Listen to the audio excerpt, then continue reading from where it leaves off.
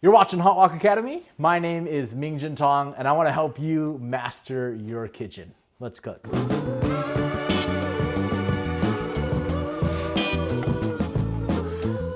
All right, today we are taking a look at what are the common condiments and refrigerated ingredients that you might have in an Asian kitchen. So I live biculturally. My wife is white American, kind of like the cheese at Subway.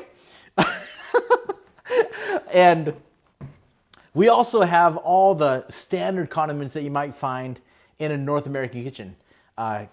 Mayonnaise and ketchup and relish, and what might you find in the Asian kitchen? That's what we're talking about today. So we're gonna start over here on the left, and of course you have your just regular soy sauce. And believe it or not, soy sauce is not actually very much a table condiment that you put on rice.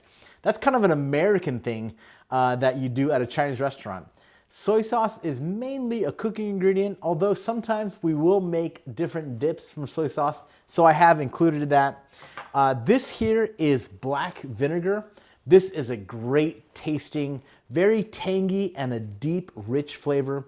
Some people like to compare it to balsamic, or that might be the only category for a dark dipping vinegar. But this black vinegar, try it out. It really is delicious. Great, especially for dumplings, if you like that. And of course, the next one, probably very familiar to all of you. This is Sriracha, made in Rosemead, California. I grew up right around the area, and Sriracha is great. Don't need to say more about that. But have you tried Sriracha's, I like to call it Sriracha's big brother. Now, this one is not sambal oelek. This is chili garlic. If you have not tried this particular product, I highly recommend it. It is deep and delicious. It's got a sweetness to it.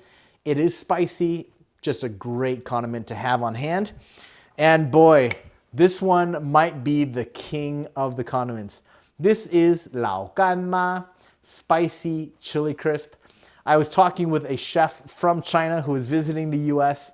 I had the opportunity to work with him, and he said, even the bottle makers that produce the glass bottles in China have become multimillionaires because of this sauce. This spicy chili crisp is amazing. You gotta try it. I've got a big bottle. This will only last me maybe a few hours at my house. Another sauce that I really want you to know about and try, this is Shallot sauce made by Bullhead brand. Now, this sauce is incredibly fragrant. When you crack this open, it just fills the room. It is made from shallots, and it's also got, I think it has some shrimp in there, and it has, I know it's made with wheat products.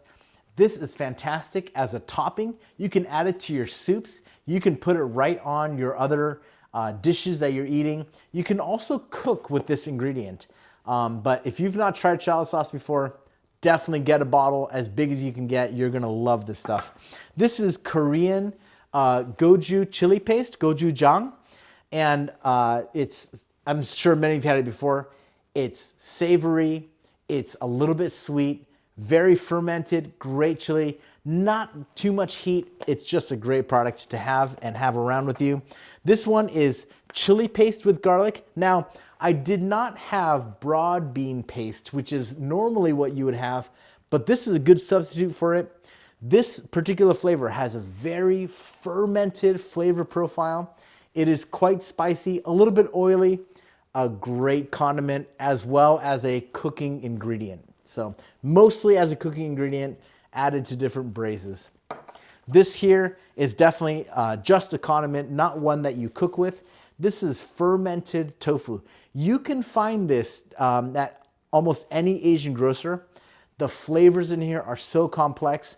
The tofu is fermented and in oil, and it's almost like room temperature butter. That's the consistency of this product. It is amazing. If you've never had this before, go to the grocery store today. Buy a bottle, try it with white rice. You will not regret it. It is amazing. This here is a thickened sweet soy sauce. I believe this one is from Vietnam, and this flavor profile sometimes can be the missing flavor that you are looking for in your marinade in your braises. Just an amazing product. Sweet thickened soy sauce. This one here, this is one little comment here. In English, it's called hoisin sauce. But in Chinese, we call it 海鲜酱. So you can hear hoisin, 海鲜, trying to be the same. It means seafood sauce. So this is made from a sweet fermented black bean with some salt and sugar. It's a great sauce for dipping in. Great flavor profile. Get this one, add that to your collection. Of course, this one is a very familiar kind of a sweet and sour sauce. A chili sauce, almost not spicy at all. Very sweet. It's almost like Chinese maple syrup, if you will. Get that, keep that on hand. Your kids will love it.